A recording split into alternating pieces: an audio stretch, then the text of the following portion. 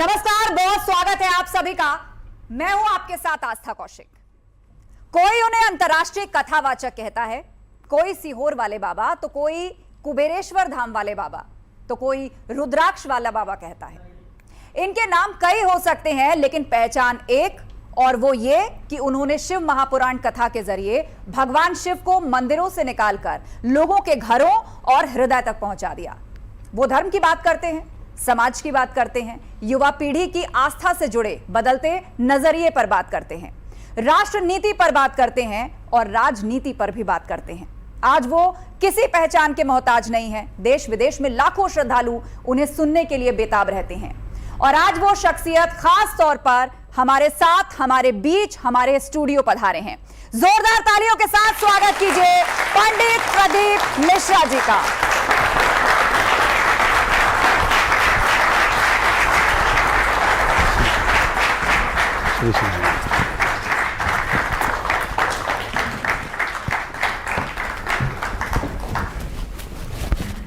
आज ढेर सारी बातें होंगी। पंडित प्रदीप मिश्रा जी हमारे बीच में, और जिस तरह मैंने इंट्रोडक्शन में ही कहा कि वो ना तो किसी पहचान के मोहताज हैं, बल्कि अध्यात्म मार्ग से लेकर साइंस और यहां तक कि राजनीति और राष्ट्रनीति पर भी अपने विचार रखते हैं।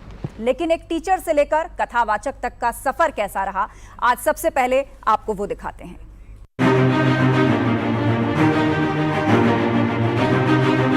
तुम्हारे घर में शास्त्र है कि नहीं है? तुम्हारे घर के बेटा और बेटी को शस्त्र चलाना आना चाहिए। एक लोटा जल हर समस्या का हल।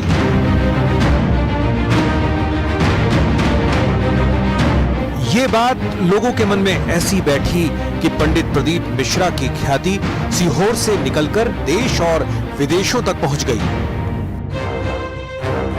अध्यापक से कथावाचक तक का सफर तय करने वाले पंडित प्रदीप मिश्रा भगवान श्री कृष्ण के रास्ते पर चलते चलते भोलेनाथ की भक्ति में ऐसे लीन हुए कि सीहोर वाले बाबा के नाम से मशहूर हो गए। इन्हें कृष्ण से शिव की भक्ति अपनी ओर खींच लाई, और अब ये शिव महापुराण के जरिए लोगों को शिव से जोड़ रहे हैं। पंडित प्रदीप मिश्रा आज जहां कदम रखते हैं वहां मेला लग जाता है। इन्हें सुनने के लिए लाखों लोगों की भीड़ उमड़ती है। YouTube और Facebook पर भी लाखों की संख्या में इनके फॉलोअर्स मौजूद हैं। पंडित प्रदीप मिश्रा कथावाचक के साथ साथ एक भजन गायक भी हैं, आध्यात्मिक गुरु भी हैं। अपनी कथा के माध्यम से न सिर्फ वो लोगों को सही मार्ग पर चलने के लिए मार्गदर्शन करते हैं, बल्कि राजनीतिक मुद्दों पर भी अच्छी पकड़ रखते हैं और अपने शब्दों के तंज के साथ साथ व्यंग्य दोनों कसते हैं। वो 200 हिंदू सांसद वक्फ बोर्ड के बिल के ऊपर रात भर बहस करते हैं और हिंदू के नाम पर तलक बनकर बैठे हैं। लोगों के जीवन की समस्याओं को लेकर समय समय पर अपनी कथाओं में उपाय बताना भी पंडित प्रदीप मिश्रा की खासियत है। जैसी भी समस्या हो, इनके पास हर समस्या का उपाय है। इनके छोटे छोटे उपाय पर लोगों की अपार श्रद्धा है। पांचों देवताओं के सामने चौमुखी 5 दिए लगे, 4 बत्ती के घी के, गाय के घी के, एक एक देवता के सामने एक एक दिया लगा पंचायत, और काम ना कर कर वापिस लौट कर आ जाइए। वो केस विजयता अगर देगा तो आपके पक्ष नहीं देगा। लोगों का विश्वास भी है बाबा से मिलने वाले रुद्राक्ष को लेकर। कथावाचक पंडित प्रदीप मिश्रा हमेशा सुर्खियों में छाए रहते हैं, कभी अपनी कथाओं की वजह से तो कभी अपने बयानों की वजह से। जितने घर में सदस्य हैं उतने औजार होना चाहिए। आज हर मुद्दे पर होगी पंडित प्रदीप मिश्रा से बेबाक बातचीत और होगा सच से सामना। जोरदार तालियों के साथ स्वागत कीजिए एक बार फिर से पंडित प्रदीप मिश्रा जी का। और आज हम चर्चा को आगे बढ़ाएंगे, ढेर सारी बात करेंगे महाराज जी से, लेकिन उसके साथ साथ हमारे 2 विशेष मेहमान भी हमें ज्वाइन कर रहे हैं। हमारे बीच में कपिल कक्कड़ जी भी हैं, तर्कशास्त्री। हमारे बीच में सैयद जवाद जी भी हैं, राजनीतिक विश्लेषक। आप दोनों का भी तालियों से स्वागत कीजिए। और साथ ही जनता जनार्दन, जोरदार तालियां आप लोगों के लिए भी, क्योंकि इतनी दूर से आप लोग आए हैं इस चर्चा में पार्टिसिपेट करने के लिए। तो चलिए सवाल जवाब के सिलसिले को शुरू करते हैं। और महाराज जी, पहला सवाल जो मेरी खुद के क्यूरियोसिटी से भी जुड़ा हुआ है, जितनी मेरी अध्यात्म के प्रति जानकारी है, कि ये वैष्णव तिलक है, लेकिन आप शिव महापुराण बताते हैं, शिव जी के बारे में बताते हैं, तो इसके बारे में जरा विस्तार से समझाइए। श्री शिवाय नमस्तुभ्यम। देखिए, हमारा जो ब्रह्म संबंध है, गुरु दीक्षा मेरे ब्रह्म संबंध पुष्टि मार्ग से है जी। और पुष्टि मार्ग वैष्णव संप्रदाय से श्री विठलेश राय काका जी महाराज हमारे गुरु रहे हैं, जिनके माध्यम से ठाकुर जी की सेवा, श्री जी की सेवा, लाडले कृष्ण की सेवा, बाल गोपाल की सेवा हमारे यहाँ निरंतर चलती रही है। और उन्हीं की सेवा की पद्धति में ये पुष्टि मार्गी तिलक, गले में तुलसी की माला, ये मूल है। और उसी पंथ से चलते चलते शिव भक्ति की ओर अग्रसर हुए। मेरे गुरुदेव का यही कहना था कि भजन कहीं भी किसी भी रूप में करो, पर उस ईश्वर को प्राप्त करने के लिए करो।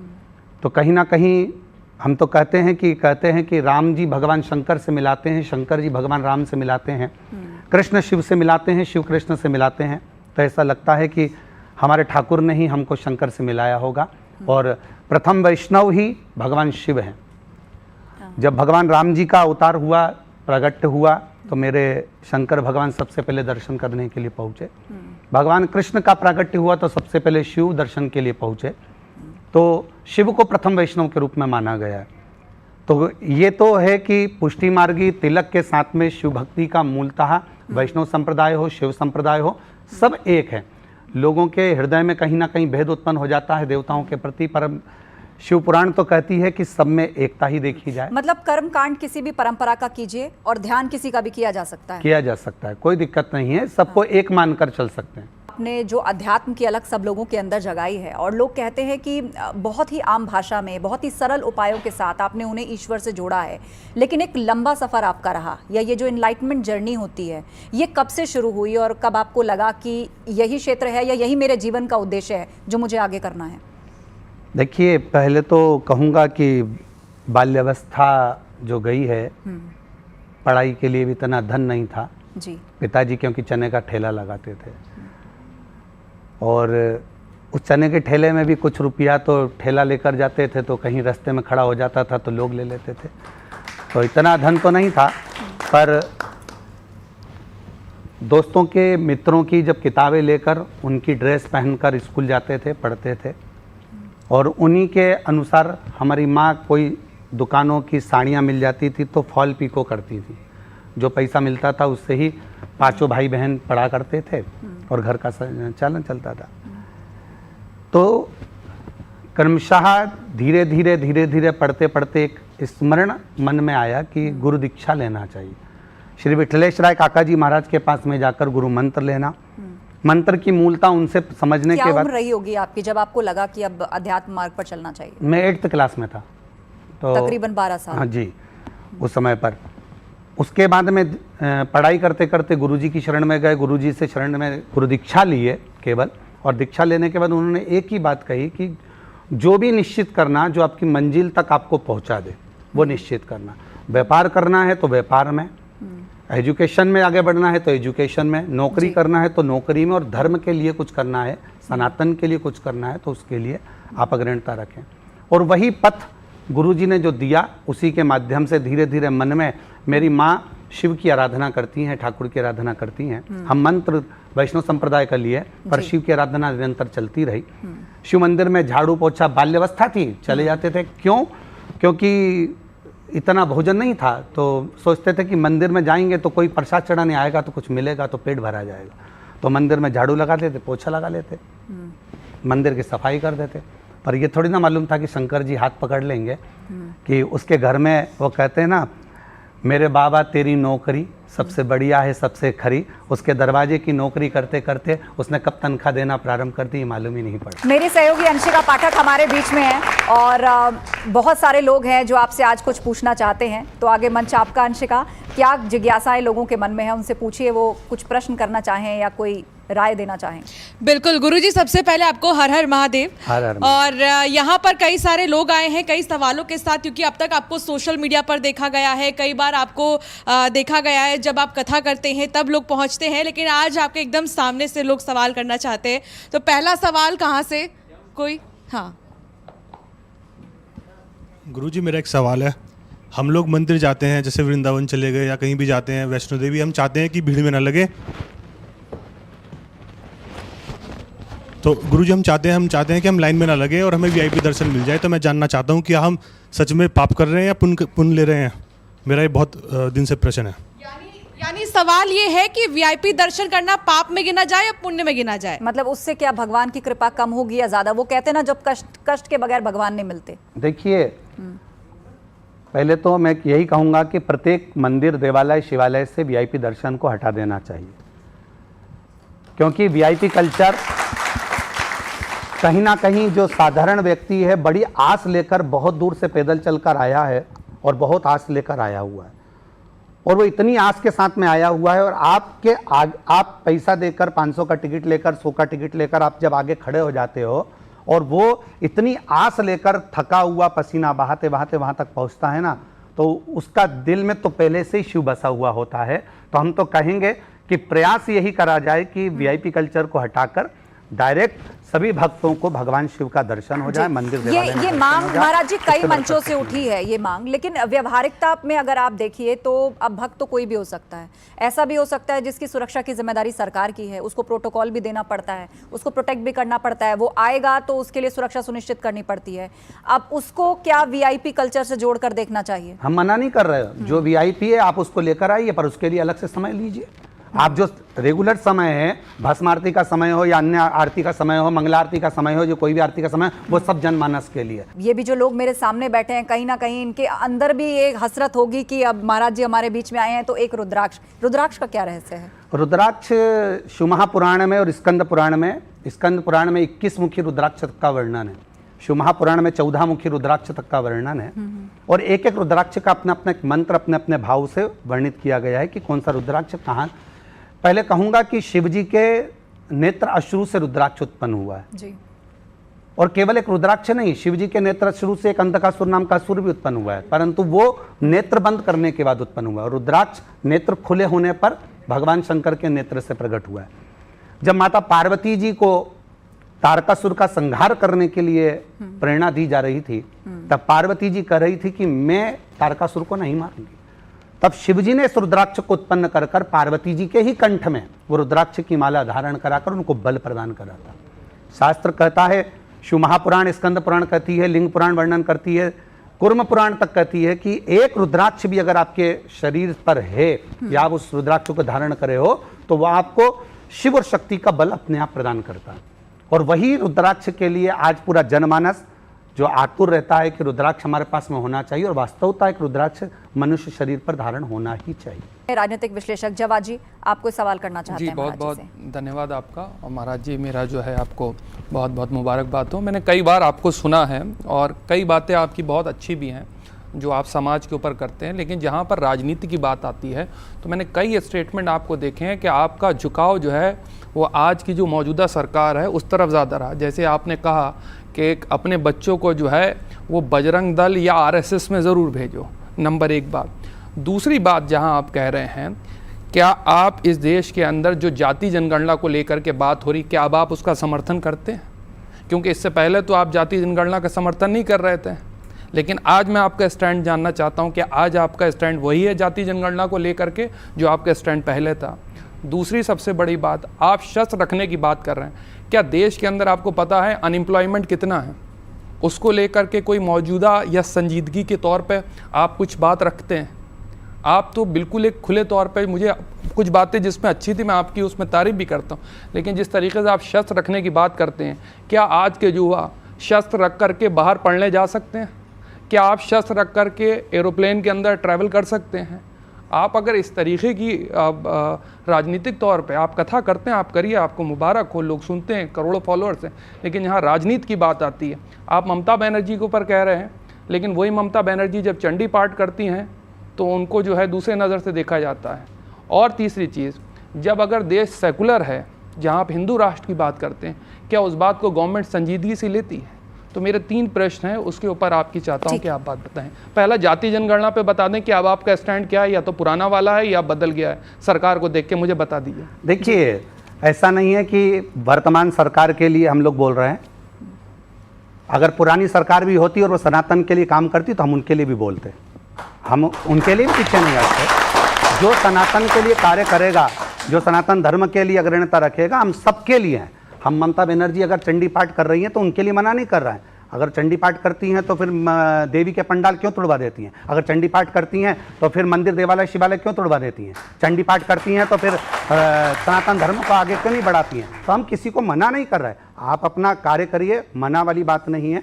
पर मूलतः जो सनातन के लिए आगे बढ़ेगा तो पूरा भारत का एक एक संत, साधु, ब्राह्मण, तपस्वी और एक एक सनातनी उसके साथ कदम से कदम मिलाकर चलेगा, ये निश्चित है। अब उसमें जातीय जनगणना की अगर आप बात करें तो हमारा तो इतना सा निवेदन पूर्व में भी रहा है। हमारी शिव पुराण जो रखाती है वो 4 पाए पर रखाती है। 4 पाए से मतलब है हमारे लिए ब्राह्मण, क्षत्रिय, वैश्य और शूद्र, जब तक के चारों पाए मजबूत नहीं होंगे तब तक हम शिव पुराण को चौकी पर भी नहीं रख सकते, क्योंकि 3 पाए पे से शिव पुराण भी नीचे गिर सकती है। हम 4 पाए की कुर्सी पर बैठे हैं तो मजबूती है। उसी तरह जनगणना के अनुसार या मतगणना के अनुसार हम तो यही कहेंगे कि सबको एकजुट होकर चलना चाहिए। इसमें जातीय भेद होना ही नहीं चाहिए, और जातीय भेद होंगे तो ही हमारा सनातन धर्म टूट जाए। तो सरकार जो जाति जनगणना अब समर्थन कर रही है, पहले विरोध में थी, तो आज आप समर्थन कर रहे हैं या विरोध में है? मैं आपका स्टैंड जानना चाहता हूँ, हाँ या ना, क्लियर घुमाइएगा नहीं। कैसे? पहले आप बताइए, आपका जो स्टैंड था जाति जनगणना को लेकर के, मौजूदा गवर्नमेंट भी विरोध में थी, अब अचानक से आपने देखा कि पहलगाम के बीच में अनाउंस होता है कि जाति जनगणना जो हम कराने जा रहे हैं। तो आज मैं आपका स्टैंड सिर्फ जानना चाहता हूं कि आप जाति जनगणना के समर्थन में या विरोध में? वो मतलब सरकार ने तय कर लिया है कि हम जाति जनगणना करेंगे, तो आज आप वो सरकार का मुद्दा है, सरकार जाने, हमें उससे कोई फर्क नहीं पड़ता। हमारा तो एक ही मुद्दा है, सनातन धर्म को मजबूत करना, बस। ठीक है। आपके उपाय जो हैं वो बहुत चर्चा में बहुत पॉपुलर रहते हैं, क्योंकि एक तो बहुत ही सिंपल होते हैं, लोग घरों में जल्दी कर पाते हैं, और बड़े से बड़ी समस्या के समाधान के लिए आपका दावा होता है कि जैसे 1 लोटा जल की बात थी या रुद्राक्ष की बात थी। उपायों को लेकर आपके कई दावे और बयान पूर्व में आए हैं। हम एक बयान आपको ऐसा ही सुनाना चाहेंगे और उसके बाद हम जनता के बीच चलेंगे। इन्हीं उपायों पर कुछ सवाल उनका भी रहेगा। वो बयान सबसे पहले। अदालत में अगर कोई केस चल रहा है, चाहे वो नौकरी से जुड़ा हुआ हो, चाहे सर्विस से जुड़ा हुआ हो, चाहे प्रॉपर्टी से जुड़ा हुआ हो, अदालत में अगर कोई केस चल रहा है और बहुत समय से चल रहा है और उसकी कोई सफलता नहीं मिल रही, कोई सफलता नहीं मिल रही, तो शिव पंचायत के मंदिर में जाकर महाराज 5 पुष्प, एक एक पुष्प एक एक देवता देवी को समर्पित कर दो और उनके चरण में मक्खन का लेपन कर दो। काय का लेपन करना है? माखन का लेपन कर दो, और 5 देवताओं के सामने चौमुखी 5 दिए लगा, 4 बत्ती के घी के, गाय के घी के, एक एक देवता के सामने एक एक दिया लगाओ पंचायत का, और काम ना कर कर वापिस लौट कर आ जाइए। वो केस विजयता अगर देगा तो आपके पक्ष में ही देगा, हार नहीं सकते। शिव पंचायत का बहुत प्रबल भाव है महाराज, शिव पंचायत कोई साधारण नहीं होती। अब बताइए, कोर्ट केस सॉल्व हो जाएगा और वो भी अपने पक्ष में आएगा? क्यों नहीं?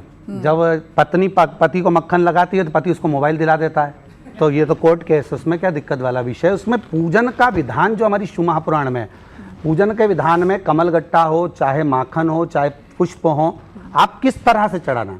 देखिए, डॉक्टर भी अगर दवाई देता है ना, ये शिव पुराण में आपने जो बताया, ये लोगों को लगता है कि महाराज जी ने उपाय बताया, पर ये एक तरीका है भगवान को रिझाने का, किस तरह से रिझा सकते हो। डॉक्टर अगर आपको दवाई देता है तो एक साथ लिखकर नहीं दे देगा, कि वो भी बताएगा ये दवाई को पानी से लेना, इस दवाई को सुबह खाली पेट लेना, इस दवाई को शाम को लेना, इस दवाई को दोपहर में लेना, डॉक्टर भी बताएगा। उसी तरह शिव महापुराण ने जनमानस को बताना प्रारंभ करा कि किस तरह से फूल चढ़ाना और कौन सा फूल चढ़ाना है और किस जगह पर चढ़ाना है, ये शिव पुराण ने बताना चालू करा। एक साथ लोग जाते थे, पूरा फूल एक साथ शिव जी पर चढ़ा कर रह जाते थे, पूरी बेलपत्र उंडेल कर रह जाते थे, जल चढ़ा कर रह जाते थे, वही बेलपत्र मंदिर में पड़ी रहती थी, उठती नहीं थी। आज के ज़माने में लोग बेलपत्र चढ़ाते हैं तो उठाकर खाते हैं, जल चढ़ाते हैं तो उसका आचमन करते हैं। तो ये शिव महापुराण ने सिखाया है कि आप जिसके समर्पण होकर जा रहे हो, उस समर्पण भाव को आप रखते हुए भगवान को रिझाने का प्रयास करिए। गुरुजी प्रणाम।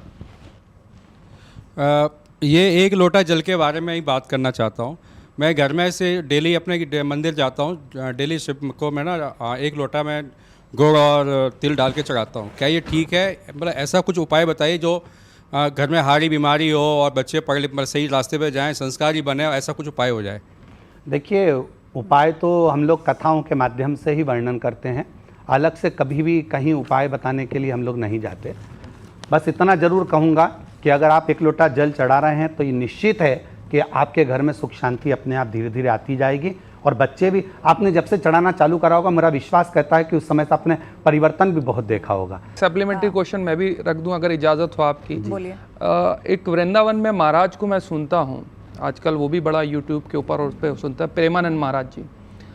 मैं उनकी बात को सुन रहा था और उन्होंने बाकायदा उसको पुरजोर तरीके से कहा कि जो बड़े बड़े महाराज हैं जो अपने उपाय बता रहे हैं, मेरी दोनों किडनियां फेल हैं, और कोई आए और ये कहे कि मेरे हाथ पे कोई कलावा बांध दे या कोई जंतुर बांध दे और कहे छू और हो जाओ, मैं पूरे विश्व के अंदर ऐसे लोगों को चैलेंज कर रहा हूँ जो लोग उपाय बताते हैं, और उन्होंने सरासर नकार दिया ऐसे उपायों को। अगर मैं देखूं बाकायदा उनकी चीजें, वो प्रेमानंद महाराज जी ने नकार दिया इस चीज को। और वो महाराज जी खुद कहते हैं कि मेरी दोनों किडनियां फेल हैं, और बाकायदा उनकी डायलिसिस चलती, और करोड़ों लोग उनको सुनते हैं। लेकिन कभी राजनीति के ऊपर, कभी धर्म के ऊपर, या कभी राजनीति शास्त्र के ऊपर मैंने उनकी वाणी से ऐसी कोई टिप्पणी नहीं सुनी जिसमें जो है समाज के अंदर लोग डिवाइड की बात करें, चीजें करें। ठीक है, मैं वही जानना चाह रहा आपके अंदर, क्या आप उनकी बात से सहमत हैं? बिल्कुल, क्यों नहीं, हम तो ये कहेंगे। तो फिर उपाय महाराज जो बताए जाते हैं वो तो क्लियर कह रहे हैं कि ऐसे उपाय कोई श्रीमान जी, एक ही डॉक्टर है, दिल्ली का एक स्पेशलिस्ट डॉक्टर के पास जाइए, हो सकता है आपको उसकी दवाई लग जाए और हो सकता है मुझे नहीं लगे।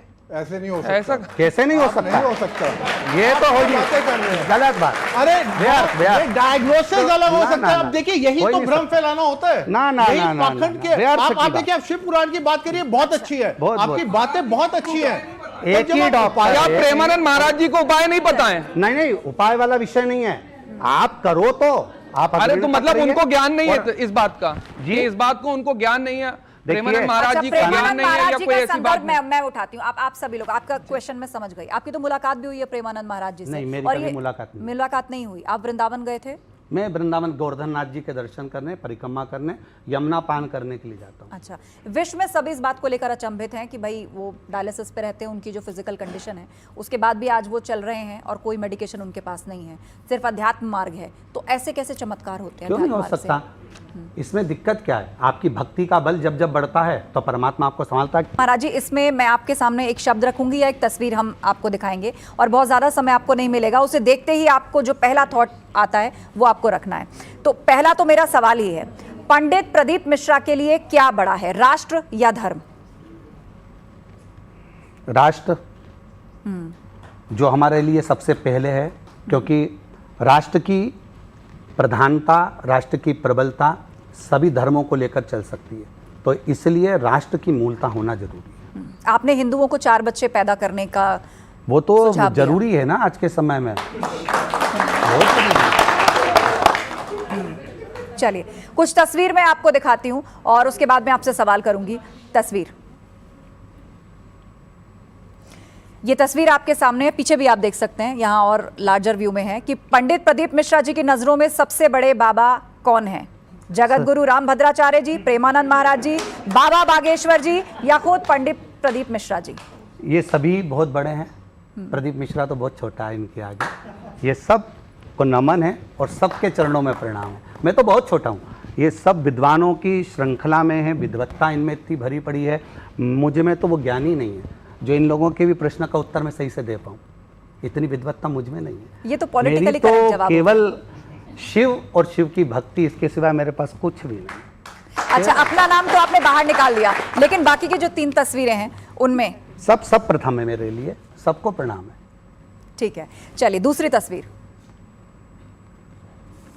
और सवाल मेरा, आप मेरी तरफ देखें। राधे राधे। राधे राधे। कुछ कहना चाहेंगे आप इस पर? क्या बोलूं, जो पहले से दिल में बसा हुआ है। राधा जी हैं, कृष्ण जी हाँ, हैं। राधा कृष्ण हमारे दिल में। हमारी गुरु दीक्षा के समय पर ठाकुर जी के सम्मुख में तुलसी का दल लेकर जब कृष्ण की शरणागति दी जाती है तो राधा कृष्ण हमारे दिल में बस जाते हैं।